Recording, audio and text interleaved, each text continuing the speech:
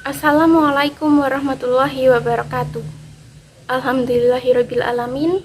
Puji syukur kepada Allah Subhanahu wa taala yang telah melimpahkan banyak keberkahan dan kenikmatan kepada kita semua sehingga pada kesempatan kali ini kita dapat berjumpa kembali. Salawat serta salam senantiasa kita haturkan kepada junjungan kita Nabi Muhammad SAW yang telah membawa kita dari zaman kegelapan menuju zaman terang benderang seperti saat ini. Pada kesempatan kali ini, saya akan menyampaikan kultum tentang berkholwat. Sebelumnya, apa sih yang dimaksud dengan berkholwat itu? Kholwat menurut bahasa Arab artinya adalah berdua-duaan di suatu tempat tanpa ada orang lain. Yang dimaksud dengan berdua-duaan di sini yaitu bertemunya seorang laki-laki dan seorang perempuan di suatu tempat tanpa ada orang lain yang menemani. Adapun contoh berkholwat pada saat ini yang sering kita jumpai yaitu sepasang laki-laki dan perempuan yang sering jalan bareng, berboncengan, dan bahkan ada yang berada di teras atau bahkan di dalam rumah berdua saja. Hal tersebut memang sangat tabu bagi beberapa golongan, terutama bagi golongan para orang tua. Namun, untuk anak muda dan anak remaja pada zaman sekarang, hal tersebut sudah sangat biasa. Bagi mereka, anak-anak muda saat ini, hal tersebut malah sering dibanggakan. Mereka tidak malu untuk mengunggah foto-foto mesra mereka ke dalam media sosial, padahal sesungguhnya mereka bukanlah mahram.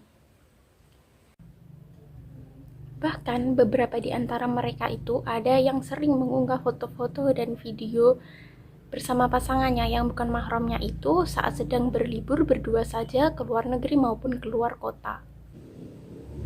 Teman-teman yang dirahmati oleh Allah Subhanahu wa taala, dari beberapa contoh tadi dapat kita ketahui bahwa pergaulan remaja saat ini sudah sangat luar biasa, di luar batas hingga melanggar agama.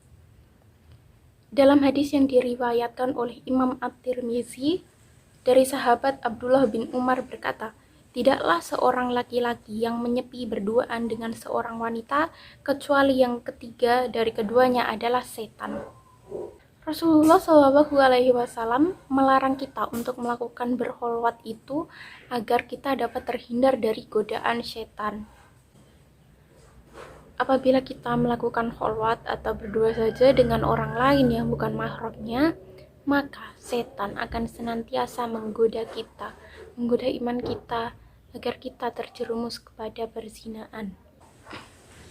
Pada zaman modern seperti saat ini, masyarakat kerap dihadapkan dengan fenomena pergaulan bebas, di mana sepasang laki-laki dan perempuan sering melanggar aturan agama. Mereka sampai kepada suatu perzinaan dan melanggar aturan agama tersebut hanya karena terbuai dengan godaan setan pada saat berkholwat tersebut. Naudzubillah. Sesungguhnya Islam itu tidak melarang bagi laki-laki untuk mengenal perempuan, namun ada aturan mainnya sendiri, di mana dalam Islam kita diajarkan untuk menghalalkan suatu hubungan antara laki-laki dan perempuan tersebut.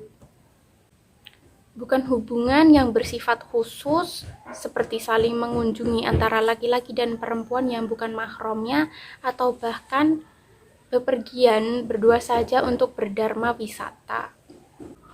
Namun sekarang ini banyak orang-orang di luar sana yang sering berduaan laki-laki dan perempuan tersebut, terutama di tempat yang sepi.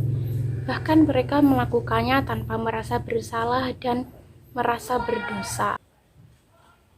Nah, maka dari itu kita sebagai sesama muslim hendaknya saling mengingatkan, terutama mengingatkan kepada mereka yang masih sering berkholwat atau berdua-duaan, terutama di tempat sepi dan bahkan memamerkannya di media sosial. Selain mengingatkan kepada orang lain untuk mencegah berkholwat, maka kita sendiri harus mencegah dari hal tercela tersebut.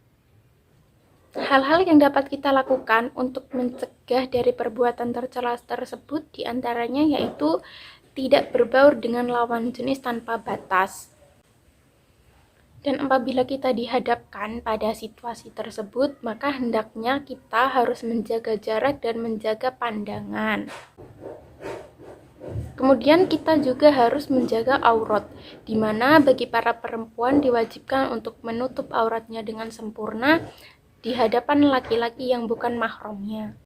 Adapun bagi laki-laki juga begitu, jangan memperlihatkan dan memamerkan bagian-bagian tubuh yang termasuk ke dalam aurat laki-laki.